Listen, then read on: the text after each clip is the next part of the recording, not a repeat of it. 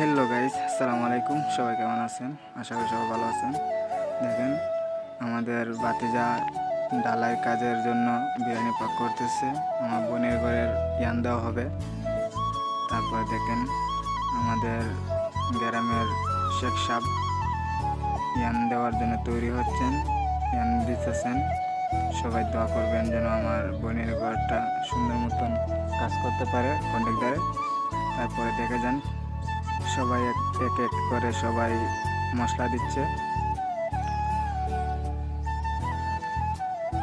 আমাদের গ্রামের ইমাম সাহেব মশলা দিচ্ছেন। তা দেখেন, আমার বাগনা মালিক ভিডিও করতেছে। তারপরে যার যার পথে সবাই চলে যেতেছে। আমি কিন্তু ভিডিও করা আছি বর্তমানে।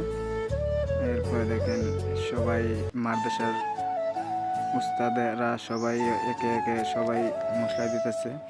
আমার বাগনির জামাই কারি রয়েছে। এরপরে দেখেন, রাজমিস্ত্রিরা বলতেছে বকশিসের জন্য। আমি বলছি পরে পাবেন। এরপরে দেখেন, আমার বাগনা, তারপরে আমার বোনের জামাই আসতেছে। এই দেখেন, আমার বোনের জামাই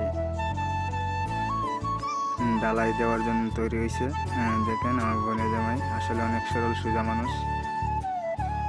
দেখেন সবাই, আশা করি সবাই ভিডিওটা শেয়ার করে সবাইকে দেখানোর অনুরোধ রইল।